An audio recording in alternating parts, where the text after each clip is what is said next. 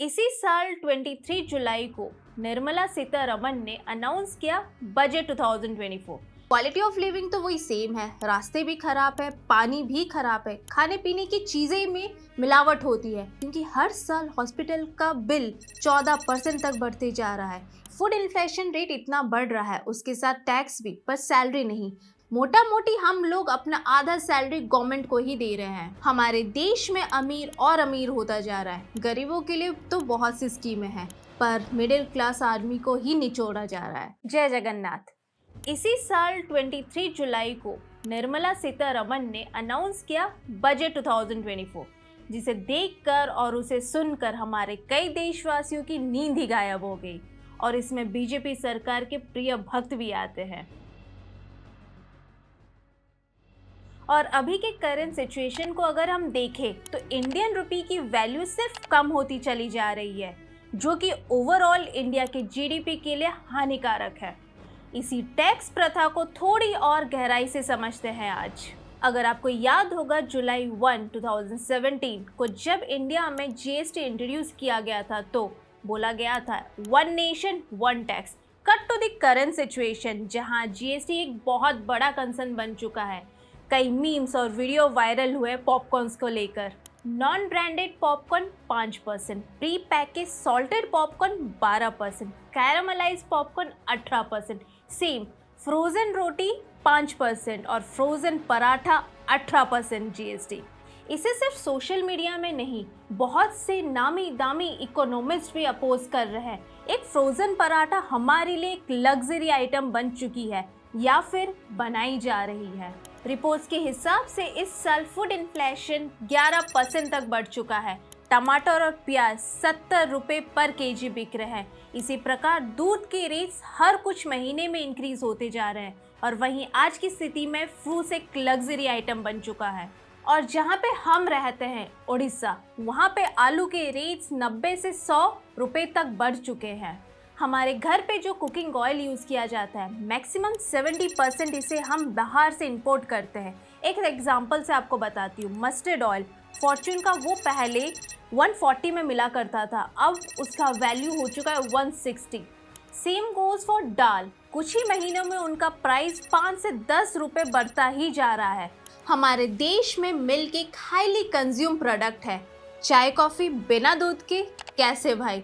हमारी मिठाई दूध के बिना कैसे ही बन सकती है? मिल्क कंपनीज ने बहुत बार मिल्क के रेट्स को इंक्रीज किया है, जिसके कारण करीबन 20% लोगों ने मिल्क कंज्यूम करना ही बंद कर दिया। फूड इन्फ्लेशन रेट बहुत ही तेजी से बढ़ रहा है। 2021 में जब कोविड था तब इन्फ्लेशन रेट करीबन 3 से 4% रहा होगा। और 2022 में रशिया यूक्रेन वॉर के कारण इन्फ्लेशन रेट करीबन 8% तक आ गया था, क्योंकि पेट्रोल के प्राइसेस इंक्रीज हो रहे थे, ट्रांसपोर्टेशन के प्राइस इंक्रीज हो रहे थे। फिर भी उस वक्त हम लोग सही स्थिति में थे। अभी तो 11% में हैं हम लोग। लेकिन सच बताइए, क्या आपकी सैलरी इंक्रीज हुई है अभी तक? हम जैसे मिडिल क्लास लोगों को हर जगह से परेशानियां फेस करनी पड़ रही है। सैलरी मिली तो 30% टैक्स भरो, कुछ खरीदने जाओ तो 18% तक टैक्स भरो। और सबसे फनी बात यह है कि कुछ पैसे सेव भी कर रहे हो तो उसमें भी टैक्स भरो। आखिर मेरा कंसर्न ये है, इतना टैक्स पे करने के बाद हमें मिलता क्या है? क्वालिटी ऑफ लिविंग तो वही सेम है, रास्ते भी खराब है, पानी भी खराब है, खाने पीने की चीज़ें में मिलावट होती है, गवर्नमेंट स्कूल के इंफ्रास्ट्रक्चर भी अभी तक बुरी हालत में है। सिर्फ इस देश में महंगाई और टैक्स ही इंक्रीज होते जा रहे हैं। सिर्फ यही नहीं, एक रिपोर्ट के हिसाब से इंडिया में मेडिकल में 14% तक इन्फ्लेशन रेट आ चुका है, जो कि लार्जेस्ट है एशिया में। अब हॉस्पिटल में इलाज कराना भी डिफिकल्ट होते जा रहा है, क्योंकि हर साल हॉस्पिटल का बिल 14% तक बढ़ते जा रहा है। एक आम इंसान अब हॉस्पिटल जाने से पहले 100 बार सोचेगा। हर एक मिडिल क्लास आदमी का एक सपना होता है, कार लेना। अगर आज आप एक कार लेते हैं, सस्ती से सस्ती कार भी पकड़ लीजिए, फॉर एग्जांपल ऑल्टो K10, वो भी 6.5 लाख में मिल रही है। उसमें भी गवर्नमेंट ने 30 से 40% का टैक्स लगा रखा है, और ये टैक्स कंपनीज पे नहीं करती, वो भी आपसे ही वसूलती है। अगर कार खरीद भी ली तो ये टोल टैक्स अलग से लेते हैं, जो कि टाइप ऑफ व्हीकल और डिस्टेंस ट्रैवल पे डिपेंड करता है। कार कंपनीज के रिपोर्ट के हिसाब से महंगाई इतनी बढ़ती जा रही है, उसके कारण लोगों ने कार लेना ही बंद कर दिया है। उनके पास स्टॉक्स है पर बायर्स नहीं। टोल कलेक्शन का भी अगर आप ग्राफ देखें तो धीरे धीरे ये कम होता जा रहा है। और ये पेट्रोल के रेस तो अब आसमान छूने लगे हैं। 2021 में जब कोविड आया था तो पेट्रोल के प्राइसेस अराउंड 105 तक पहुंच गए थे और अब के टाइम में ज़्यादा कोई अंतर नहीं है। अभी भी पेट्रोल के प्राइसेस 100 से ऊपर ही है। ये हमारी करंट गवर्नमेंट जो सपने दिखा रही है कि इंडिया नेक्स्ट 20-25 साल में 30 ट्रिलियन इकोनॉमिक कंट्री बन जाएगा। कैसे भाई? रिपोर्ट्स के हिसाब से लास्ट क्वार्टर में हमारी जीडीपी ग्रोथ ओनली 5% थी और वही इन्फ्लेशन रेट 6% में था। इंडिया में अभी सिचुएशन ऐसी हो रखी है कि महंगाई बढ़ती जा रही है पर सैलरी नहीं, तो लोगों ने अपना कंजप्शन ही कम कर दिया है। अगर हमारे पास पैसे ही नहीं होंगे तो हम कैसे कुछ खरीद सकते हैं? देश की नामी दामी कंपनीज का ये रिपोर्ट है कि उनके सेल्स धीरे धीरे कम होते जा रहे हैं। सिंपल सा रीजन है, फूड इन्फ्लेशन रेट इतना बढ़ रहा है, उसके साथ टैक्स भी, पर सैलरी नहीं। घर और गाड़ी अब एक सपना जैसे लगने लगा है, जिसके चक्कर में लोग लोन लेने लगे हैं और उसी की ईएमआईज को भरने में लगे पड़े हैं। तो पैसे सेव करने के लिए रोजमर्रा की चीज़ों को लोग कम कंज्यूम करने लगे हैं। इस चीज़ का सीधा असर देश की जीडीपी ग्रोथ में पड़ता है। फॉर एग्जाम्पल, अगर हम एक चीज़ को कम कंज्यूम करेंगे तो उसकी डिमांड भी कम हो जाएगी, तो सीधा असर उसके मैन्युफैक्चरिंग यूनिट्स पे पड़ेगा, जहाँ पे मैन्युफैक्चरिंग भी कम होगी। दिक्कत ये है कि हमारे मिडिल क्लास के लोगों की आबादी बहुत ही ज़्यादा है। जो लोअर क्लास के लोग हैं वो मिडिल क्लास में आ रहे हैं, पर जो मिडिल क्लास के लोग हैं वो अपर मिडिल क्लास की कैटेगरी में नहीं जा पा रहे हैं।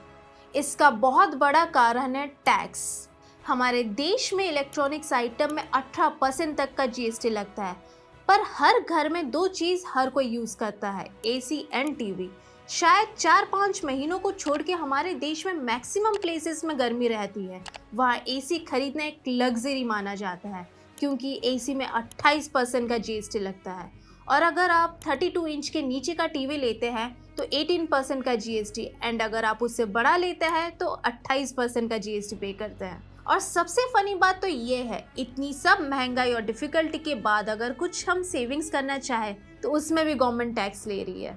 इस साल गवर्नमेंट ने लॉन्ग टर्म कैपिटल गेन को 10% से बढ़ाकर 12.5% में कर दिया है और वहीं शॉर्ट टर्म कैपिटल गेन्स को 15% से 20% तक बढ़ा दिया है, जिसका मतलब है अब हम अपने म्यूचुअल फंड, स्टॉक्स और रियल एस्टेट्स को सेल करोगे तो इस इंक्रीज वैल्यू में बेचोगे। अगर आपने फिक्स डिपॉजिट कराई है और उसका वैल्यू 40K से ज़्यादा हो गया है तो उसमें भी 10% टीडीएस कट होगा। मोटा मोटी हम लोग अपना आधा सैलरी गवर्नमेंट को ही दे रहे हैं। इसका एक और असर हमारे टूरिज्म में भी पड़ रहा है। हमारे लोग इंडिया की वजह बाहर घूमने जा रहे हैं, क्योंकि आप जितना पैसा गोवा में जाके वेस्ट करोगे उतने में आप एक इंटरनेशनल ट्रिप कर सकते हो। बाहर के होटल्स, कैब्स एंड फूड हमारे कंपेयर टू वहाँ पे बहुत ही ज़्यादा सस्ते हैं। हमारी गवर्नमेंट चाहे तो पेट्रोल और डीजल के प्राइसेस को कम कर सकती है। इनकम टैक्स और जीएसटी को भी कम किया जा सकता है। हम जो क्रूड ऑयल बाहर से इंपोर्ट करते हैं उसको रिफाइन करके यूरोपियन कंट्रीज को एक्सपोर्ट करते हैं। हम लोग one of the largest country है रिफाइंड ऑयल एक्सपोर्ट करने में, जिसके कारण हमारी गवर्नमेंट बहुत ही ज़्यादा मोटा पैसा तो कमा रही है। हमारे देश में अमीर और अमीर होता जा रहा है। गरीबों के लिए तो बहुत सी स्कीमें हैं, पर मिडिल क्लास आदमी को ही निचोड़ा जा रहा है।